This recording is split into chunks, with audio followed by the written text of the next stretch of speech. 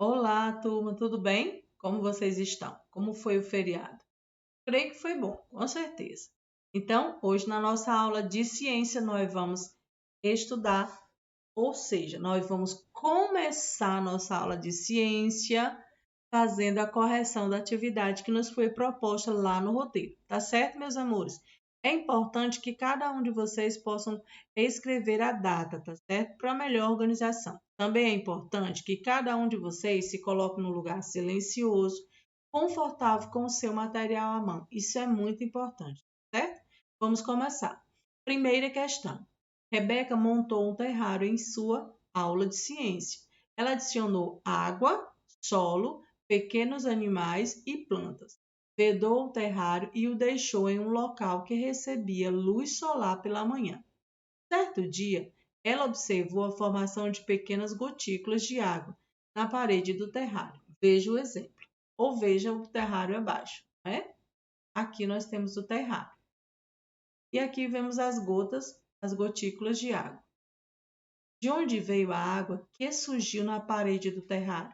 Ele é parte do ciclo da água que está ocorrendo no interior do terrário. Então, essas gotículas de água são parte do ciclo da água que está ocorrendo dentro do terrário, tá certo? Qual etapa do ciclo da água pode ser associada à formação de gotículas na parede do terrário? Pode estar associada à formação das gotículas de água no interior das nuvens do ciclo da água, tá certo? Então, no interior das nuvens, nós vamos voltar lá naquele texto onde vai mostrar o ciclo da água e você vai poder observar isso também. Qual é essa etapa? Formação de gotículas que está acontecendo lá no interior das nuvens, que faz parte do ciclo da água. Qual é a importância da luz solar para a manutenção do terrário? A luz solar é utilizada pelas plantas para produzir seu próprio alimento e liberar gás e oxigênio. Além disso, o calor proveniente do sol permite que a água presente no terrário, entre parênteses, no solo e nos seres vivos, evapore, auxiliando na manutenção do ciclo da água no interior do recipiente. Letra D, essa questão eu quero conversar sobre ela, tá certo? Lá no nosso grupo. Quero a participação de todos vocês que estão assistindo a nossa aula, tá certo? A água é essencial para o desenvolvimento das plantas, porque não é preciso adicionar mais água no terrário após ele ser vedado. Converse com os colegas sobre esse assunto. É o que iremos fazer no nosso grupo de WhatsApp. Segunda questão. Chuva de granizo destrói plantações de banana e causa prejuízo no Vale do Ribeira, São Paulo.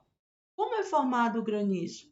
A água presente nas nuvens se solidifica e formam pequenos cristais de gelo, que se unem e se tornam maiores, chegando à superfície terrestre como granizo.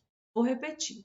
A água presente nas nuvens se solidifica e forma pequenos cristais de gelo, que se unem e se tornam maiores, chegando à superfície terrestre como granizo. Ok? Vamos lá? Assinale o estado físico em que a água se encontra na chuva de granizo. Estado sólido, certo? Enumere adequadamente as etapas do ciclo da água. Então, vamos lá, vamos visualizar bem direitinho. Aqui é somente uma maquete que vai nos dar a visualizar o ciclo, né? Nós temos o oceano, aqui acontece a vaporização. Número 1, vaporização. Esses vapores vão para as nuvens, vão sendo acumulados na nuvem, que vai acontecer a condensação. Posterior à condensação, esse vapor que se condensou lá naquelas nuvens, ela se transformou em chuva, precipitação, tá certo? E, novamente, ela vai para o solo, infiltra no solo, que é a quarta etapa, infiltração, e vai também para os oceanos. E aí começa todo o ciclo novamente. Tudo bem? E nós vamos para o nosso próximo conteúdo, certo? Vamos lá. A água e as atividades humanas. Como os seres humanos utilizam a água nas suas atividades econômicas, tá certo? O ser humano realiza várias atividades em seu cotidiano e muitas delas dependem da água. Veja alguns exemplos. Na agricultura, por exemplo, a água pode ser utilizada para irrigar as plantas, favorecendo seu crescimento e desenvolvimento. Na criação de animais, a água é utilizada para o consumo deles, favorecendo a saúde e o desenvolvimento do animal. Na indústria, a água é utilizada em processos que transformam a matéria-prima em produto. E olha só, o ser humano também utiliza a água para gerar energia elétrica em usinas hidrelétricas. Nesse tipo de usina, o movimento das águas gira as turbinas que acionam os geradores elétricos.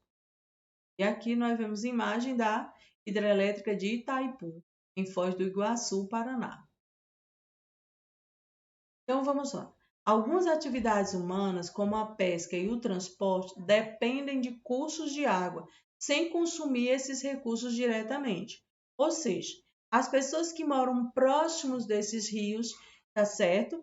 Rios de planície, por exemplo, que é favorável à navegação, esses rios acabam sendo verdadeiras estradas, onde eles se utilizam dos meios de transporte que eles têm ali, naquela comunidade, naquele lugar, e vão fazendo dos rios verdadeiras estradas, não é? Abrindo caminhos. Então, pessoas que vivem próximo a rios e mares, por exemplo, utilizam embarcações como meio de transporte e obtêm o alimento e a renda familiar da atividade pesqueira. E aqui nós vemos as duas imagens. Em nosso dia a dia, utilizamos a água para o consumo e para realizar atividades como escovar os dentes, tomar banho e cozinhar os alimentos. Essa água deve ser potável, ou seja, deve apresentar características adequadas para que não prejudique a saúde do ser humano. Nas cidades, a água que chega até as residências geralmente é captada de rios, açudes e represa pelas estações de tratamento, a ETA. Na ETA, a água captada é submetida a várias etapas de tratamento para se tornar potável. Existem locais onde a água disponível para o consumo não passa por estações de tratamento. Nesse caso, ela deve ser filtrada e fervida. Então, vamos lá. Agora, leia as manchetes a seguir. Produção de feijão é prejudicada por falta de chuvas e calor forte. Falta de chuva prejudica a captação de água e abastecimento em Ribeirão Bonito, São Paulo. Então vamos lá. As manchetes acima tratam de quais atividades desenvolvidas pelo ser humano? Primeiramente, agricultura e distribuição de água potável para a população. De acordo com as manchetes, quais as consequências da falta de chuva para a população? Nós vemos nesse momento mesmo nos noticiários na televisão, acaba que alguns estados do Brasil, eles estão racionando água, justamente por conta da falta de chuva e os reservatórios não apresentam nível que possa abastecer aquela população que depende daqueles reservatórios. Vamos lá. O ciclo hidrológico influencia diversas atividades humanas. Dessa maneira, alterações que ocorrem no ciclo da água podem prejudicar essas atividades, como mostrado nas manchetes assim. A escassez de chuva, por exemplo, pode comprometer o desenvolvimento e a reprodução das plantas, bem como causar a morte de animais, reduzindo assim a produção de alimentos para a população. Isso ocorre porque tanto as plantas quanto os animais precisam de água para viver e se desenvolver. Vimos que a água da chuva reabastece reservatórios como os rios. Durante os períodos de seca, geralmente o nível de água de alguns reservatórios diminui, prejudicando a captação e a distribuição da água para a população. Essa situação piora quando ocorre o desperdício de água. Por isso, devemos usar esse recurso de maneira consciente. A água utilizada nas usinas hidrelétricas também é proveniente de reservatórios de água abastecidos pela chuva. Dessa maneira, a falta de chuva pode reduzir o volume de água nos reservatórios, prejudicando a geração de energia elétrica. Aí nós vemos que a falta de chuva tanto prejudica a produção de energia elétrica, como também o uso para o consumo humano, não é? Das comunidades, dos bairros e cidades que ficam próximas e que dependem desses reservatórios. O baixo nível de água nos rios durante o período da seca também pode prejudicar a pesca e a navegação. Então, nossa aula de ciência vai ficando por aqui. Nós temos uma atividade que nos é proposta lá no nosso roteiro, mas também quero ouvir de vocês, principalmente vocês que estão totalmente remotos, como vocês estão vendo esse conteúdo? Qual é a importância desse conteúdo? Eu quero que vocês me respondam lá no nosso grupo de WhatsApp. É importante, por que é importante nós estudarmos, conhecermos o uso correto, como as atividades humanas, elas se utilizam das águas dos rios e como esses rios, eles são, vamos dizer assim, cuidados, preservados. Quero ouvir de vocês as respostas